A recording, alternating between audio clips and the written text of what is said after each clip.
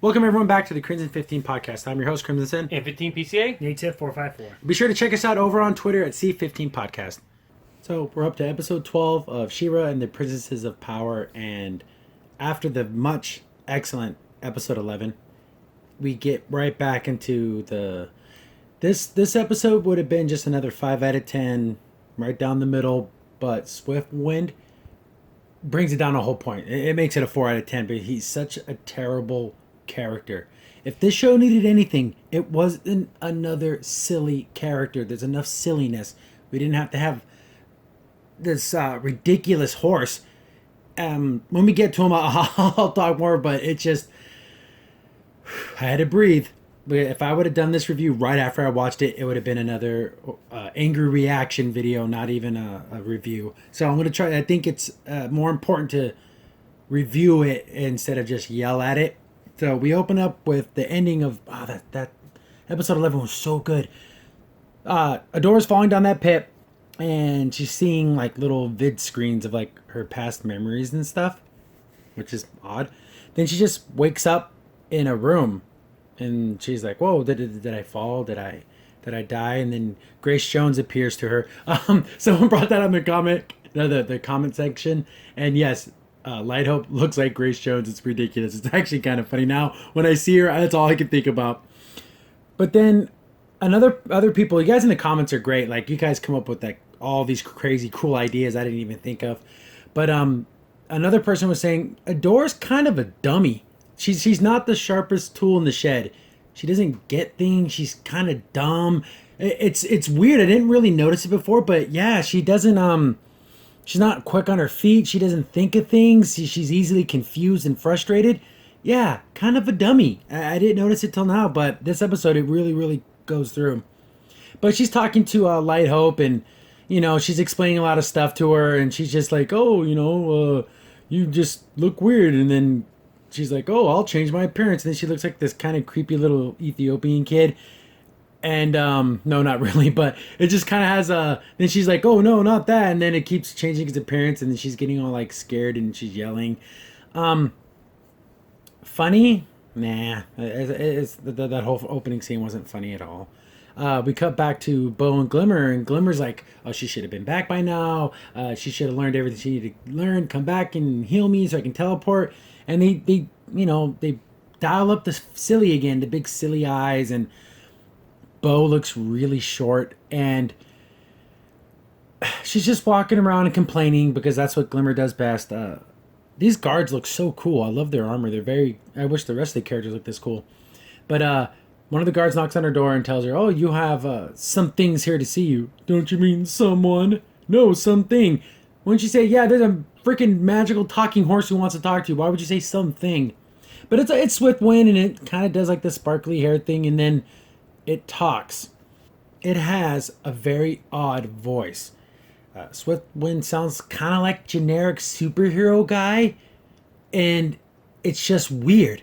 When you see the horse, you don't think that voice should be coming out of it. Someone brought up the Charlie, those YouTube videos.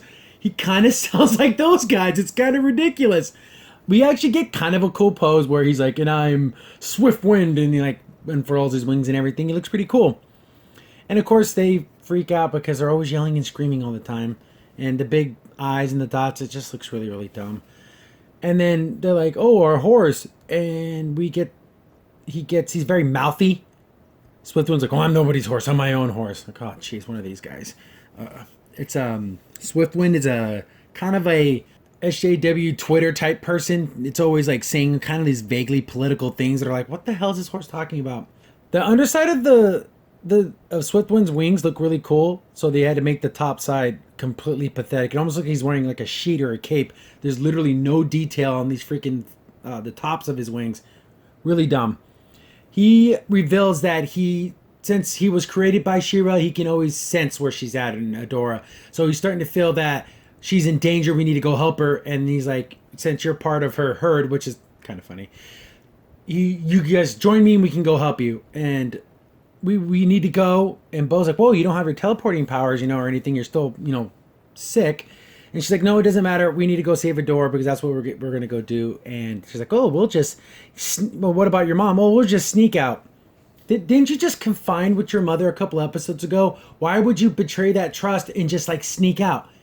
I know people have and argued about the life lessons. Not every story has to have a lesson. But apparently, Glimmer didn't learn anything because she was going to just put it behind her mother's back and sneak out. And so I guess all that, I killed your father on the mission that I said, I guess none of that meant anything because she was going to just go behind her mother's back. And her mom shows up and she's all, hey, Glimmer's all, what are you doing here, Mom? She's like, yeah, the guards were bringing this magical horse to your room, and I wanted to see what that was about. Kind of funny, deadpan humor. It works pretty well, especially that British accent. And then she kind of figures out they're going to go on this little adventure, and she's like, oh, I trust you, honey, and you should go. And then she actually reminds us that Glimmer is a commander in an army. Commander in name only, and she like orders her, it's your mission to go and save Adora.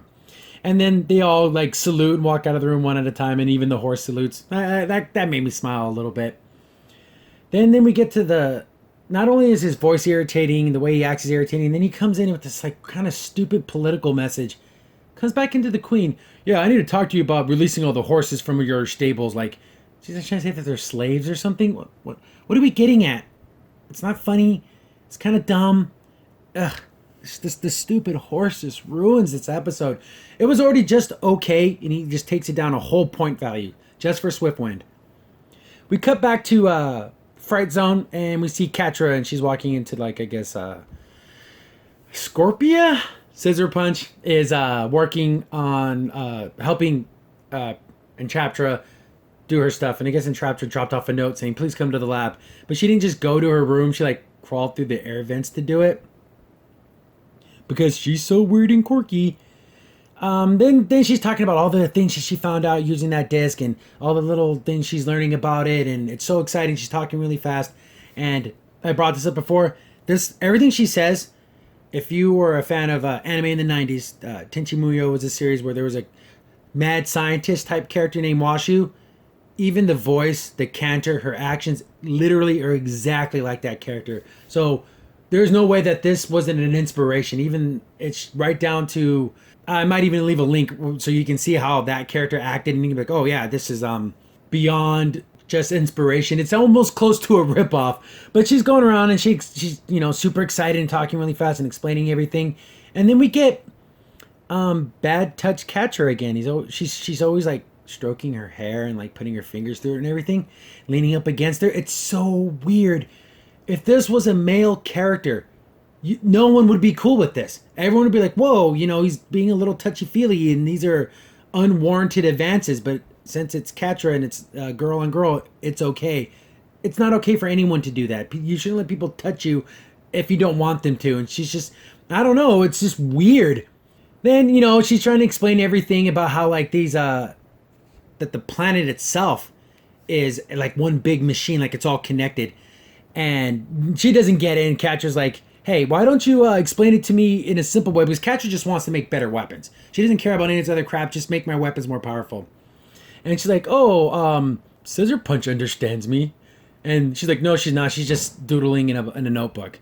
And, because it looked like she was like taking notes or something. And then, yeah, she drew little stick figures of them all together, and it looks horrible. And she's like, oh, yeah, that's Catra, there's me. You can guess who this is. And I'm like a really good artist.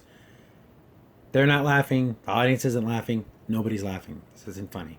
So she goes and kind of explains it like in layman's terms, like in a really stupid kind of way. And then she's like, oh, then I use math. Do I have to explain math to you? Yes, Enchantress, you're going to have to explain math to us. But basically she goes through the whole explanation how this is so much more than weapons. We could literally change everything. If we can access the planet, we can control.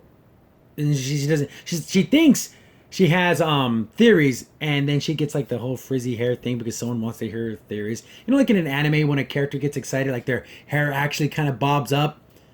They try to do that here, but in a stupid way. Like everything they try to attempt to do, it just comes off as like the most laziest way to do it. And these little anime thingies that they try to throw in every episode, it never works out. And then again, Catra's tail's coming out of her butt again. And she's like, "Oh, I made a model. Come with me." And then they run off to the other room. And you cut back to Grace Jones and Adora, and she's explaining everything to her about her powers and what she can do. And then she reveals that there's been multiple Shiras, which was kind of alluded to by Raz, and she called her Mira, and I guess that was the previous Shira. I mean, somebody watched the Last Airbender. I mean, it's like she was like the avatars, I guess, and each person's chosen. It's very very similar. And I'm wondering if all the Shiras look the same. Like they always became like a blonde white woman. I wonder if there was like different races and well, I guess they all have to be women, so I guess they'd all be girls. And it would be kind of cool if they were different because like that's one thing I kind of was cool about Avatar. It was men, it was women, it was water tribe, like it was everyone around the world could be chosen to be an avatar. But apparently I guess it's because from the little shadow they show of all the previous ones, they all look very very similar, and of course it's just silhouettes, so really can't tell. And we cut back to Entrapta explaining the planet. Like she made a big orb, and this is supposed to be like the globe. And she goes on and on and on and on, making silly faces about how each of these little green orbs are like the power crystals that the princesses use. I don't. That's not the proper term, but it's just basically their power sources. And these power sources are what connect the whole entire planet. Cut back, and Adora is being explained other things about how the princesses on this planet, when they're in balance, the world's in balance. Then we see like a whole group of all the different princesses, and we can recognize some of them. We see Glimmer, we see Entrapta, we see some of the other. There's ones that we don't know yet. So I'm assuming those are going to be characters that we see in the future. And then we cut back to Entrapta again. Just lots and lots of explanation. Very loud, a lot of screaming, and she's just super excited. And we get to the event again, very, very, very Last Airbender-ish, where Grace Jones, Hope Light, is talking about, the Horde have been messing up the planet, throwing off the balance. And, She-Ra has to be the one to restore balance. And it jumps back and forth a lot between the two because they're kind of explaining the same thing. One has perfect knowledge of the situation, and in a chapter's really close with her theories. She's actually almost like 100% close. It would have been nice for her to be a little bit wrong, but she is supposed to be super smart, but then other times she's kind of dumb. And she keeps explaining things, and then they talked about those power cores, and she's like, "Oh man, if we had one of those, that would be our line to the rest of the planet." And then Scorpion Lady is Scorpio. Again, I'm so sorry, I can't remember her name. She's like, "Oh yeah, like the Black Garnet, we got one of those." And she's like, "Oh my god, we have one of those. Let's go get one. Let's go mess with it." And they're like, "Whoa, no way, Shadow Weaver's gonna let us get her hands on this thing. Like, she's not gonna let us experiment with it because she doesn't let anyone in her lair or do anything." And then we see that little creepy baby thing was spying on him. And we finally see Hordak. He's not on a view screen. He's actually there, which is nice. Then this little spy baby basically recorded all their voices and is playing it back to Hordak. And I'm thinking, Hordak might be, kind of pissed that they're doing all these things behind his back. Well, let's see where that goes. Cut back to Adora, and she's like, "Yeah, this is all great and wonderful, but I need to learn how to use my powers and stuff, and I got to heal my friends, and I got to help them." She's like, and then the whole thing, you have to like let your friends go. So I guess that's what was the whole point of like letting go from the last episode, is like letting go of all your earthly attachments. It doesn't make sense here because she's talking about saving a princess, and she just said the princesses are there to create balance. So if some of them died or got killed, wouldn't that in fact throw off the balance? So saving one of them would be the right thing to do. I don't know what the logic here is, but it seems a little bit flawed. And we get the big surprised eyes, and she's like, "No, these are my friends, and then I'm not going to leave them there." And then they keep trying. It's the whole Avatar thing. Your responsibility is more than just a couple of your friends, but these friends are the princesses that bring the balance. And these just aren't just random people. Then she talks about how Mira was the previous She-Ra, and she looks like a woman here. Like she looks older, and her face is more aged. And I want to see this story with what she did, but I guess she really effed up. And from what I understand, correct me if I'm wrong, because I might be. She's the one who got them sent from Eternia to here, like the events that she set forth. So was she the one that kind of got everyone to leave their home planet? and that was 1,000 years ago. So again, very much like Avatar, Aang, it just gets trapped and then waiting for the new She-Ra to show up, waiting for the new savior to come along. It's very, very similar. And then she talks about how I waited so long for you. I never thought I would see another She-Ra ever again, but I knew you would come eventually. We see all these she starts showing them all the different attachments. She's like, oh, these people make you feel bad and they bring you sadness. I can sense that in you, but just let that all go. And of course, Adora's not going to want to do that. She's a good person. She's not going to just abandon people. Go back to the Fright Zone, and they're setting up machines, and they're going to start doing their experiments on the Black Garnet. And of course, everyone's scared of Shadow Weaver. Even Scorpia is scared of her. And of course, Catra always has to get up in her face and just be like, oh, and she's like, oh, what are you doing in here? I didn't think I would let you do this. And she's like, oh, of course I will. And then Hordak appears on the view screens, but like all of them, like, was that necessary, Hordak? Just be on one screen. And he's like, oh, I learned of their plans and I really liked it and everything, and I think it's a good idea. The plan that they were doing behind your back that they didn't inform you of. Is there any type of chain of command in the Horde? Is there any hierarchy? There's no lieutenants we report to, and the lieutenants, sergeants go to lieutenants, and it goes up the chain of command. There's like, everyone just does whatever the hell they want to do. The Horde is very. I thought there would be like they run a tight ship. They're going to be a military. There's going to be all the protocols. There's like nothing. Just everyone just does whatever the hell they feel like doing. But Hordak's like, everything that they've done great. She's upgraded weapons, so I'm going to let her do whatever the hell she wants to do because she's bringing us power. She's making us stronger. Shadow Weaver's not having any of that. She's getting really pissed off. I mean, so pissed off to the point to where she's like openly defies Hordak and just straight up starts attacking them, and starts attacking Catra. She wants to kill her. She hates freaking Catra. She starts to power up, and then she's using like all her shadow magic on her, and Catra's dodging, using her reflexes and jumping around and everything. Maybe don't attack the ground there. Maybe attack from the air so she can't jump over everything. But anyways, she's like, oh, this whole time you've been so weak and everything. And then Catra's like, oh, every time you were punishing me, you were really teaching me how to defeat you. So I know all your moves and everything that you can do. She gets him, slashes her right in her face, and breaks that crystal. I guess that was like her connection to the Black Garnet. And she just loses all her power. She has nothing. And, Catra's just sitting there like, oh, you're a broken woman now. You don't even have your power anymore.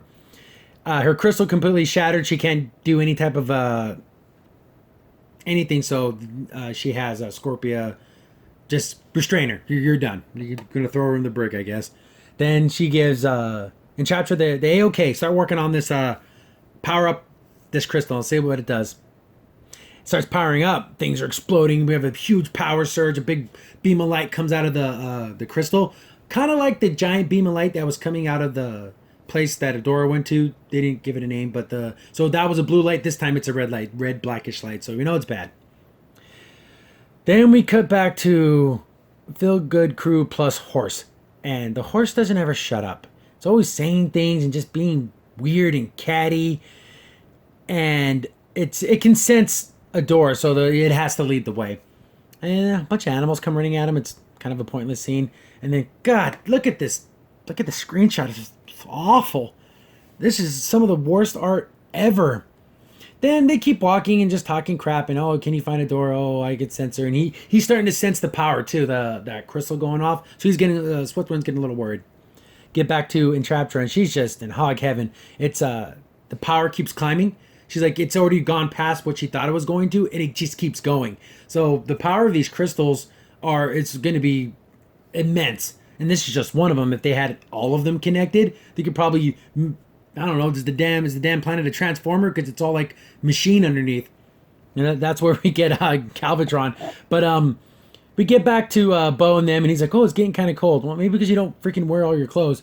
But it starts to snow. So I'm assuming that crystal has control over the weather. Or at least, atmosphere type stuff, like he can affect things. Then the Horse starts getting worried. And I guess he can feel something big coming. And he doesn't really explain it. He just says that it's bad. They start running towards, he sees that blue light, and that's where Adora is. They run towards this place, and this Horse looks so weird. And they can't get in. The Horse taps its horn and opens up the little gateway. They start running in. And they straight on shots. I'm going to harp on it every time. That's just so bad. They find a door. She's like in this little room on she's like laying down on one of the crystal things. So this whole time she's been talking to Light Hope. She's been like, it's just like in her mind. Like she's interfacing with the computer. So they see her there and Swiftwind's like, oh, I can try to contact her. Those spider things that were fighting them in the last episode show up. And of course they yell and scream like idiots because that's what a commander in an army would do. And Adora is like, well, what's going on? And then Light Hope is sensing the disruption. She's like, oh, the Horde is disrupting the crystals throwing off the balance, so it's starting to glitch out. Then Swiftwind is able to enter this realm, like through their connection and everything. And then he's all talking to her. And of course, she's surprised that a horse can talk. And of course, like, oh, yeah, I can see why you're friends with the Bow and Glimmer. I don't know. A different voice would have been good for this horse. The lines are still lame and stupid, but just the voice just doesn't fit what this character looks like. Then she's explaining the situation, and then he's like, oh, I've only had sentience for, a couple of days, and I know that's stupid. You need to save your friends because they're here to save you, and they don't care about you just because you're She-Ra. They care about you because you're Adora and they're, your friends. She sees them fighting off the robots. Only Bow's fighting because Glimmer can't do anything. She can't even teleport anymore. And I'm assuming she can't do her glitter bombs or anything either. Then, basically tells her, we gotta get out there, we're gonna save your friends. And Adora says, you know what, it's not just about stopping the Horde. I'm gonna save my friends. I'm gonna do everything. And which makes sense because she's one of the damn princesses. She would have to save her. She walks out and she wakes up. And she's like, oh yeah, of course we get the big huggy time. And she whips out her sword, becomes She-Ra, and beats the crap out of the spider bots. They all jump on the back of Swiftwind. And look at this screenshot. The perspective is so bad. It's just awful. So they're all flying on Swiftwind, and it jumps in the air, and you see that it wasn't just localized, the storm. It's actually affecting everything. So they see all the stormy skies, the red lightning and everything. Everything looks really bad. And they're like, oh, something is happening to the planet. We got to do something about it. We cut back to the fright zone. You see the big red, black thing going in the sky. That means they picked a new evil pope. And it cuts back to them just sitting and looking at, well, what's going on? What have we done? And of course, Scorpia is making all these silly faces because, yay for silly. Catra doesn't know what's happening, but I can work with this. And she gets that evil smile on her face, and that's the end of the episode. Again, we're right back to mediocrity. Every episode moves the plot forward. It just doesn't feel, I don't feel the impact. Oh, there was other She-Ras. Well, okay, we learned that. We learned that they want this She-Ra to be like the Avatar, and but we didn't get any of that. She didn't. Aang had trouble mastering the Avatar state, which would be like in that show, be like becoming She-Ra. He had a hard time with it. It was all instinct. It would just go out and just destroy everything. You needed to learn how to harness it. Here, when Adora becomes She-Ra, she seems to just be herself. Like she has complete control of everything. In the first episodes, when she became She-Ra, it almost like she was in a trance. And She-Ra was just like this emotionless killing machine that's going to just destroy everything in her path. Then they never explored that. There should have been more of that conflict between, I can use She-Ra, but it scares me because I'm not really in control of myself. And then I need to learn that control. They don't when they touched on it, it was only lightly, and then you just kind of have to come to the conclusion to yourself. I wish they would have, in that show itself, explore that, and they really don't. So I guess the training would be just to learn how to do more of her different powers, not necessarily mastering the form of She-Ra. So this is the second to last episode, and I don't know. I guess it's setting up for a big battle, but it's not like they didn't create a whole new army. The Horde just has this thing. I guess it's a control of the weather, but I don't know if that's even what it really does. So the next episode is the last one. I've been told what they did was split.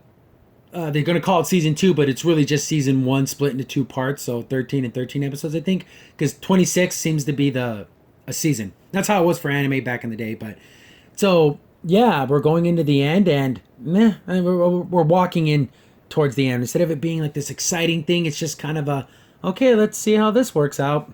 Last episode review tomorrow. It's been quite the ride, and then we'll probably, with the rest of the guys on the podcast, we'll probably do big, the whole overview, how everything worked out and what we would like to see in the future, and kind of doing a whole kind of wrap up video. We'll see how that works out. But till then, see you next time. Crimson Sin here. Thanks for watching, and be sure to like, sub, and share. Also, for the most up-to-date information about the podcast, follow us on Twitter at C15 Podcast.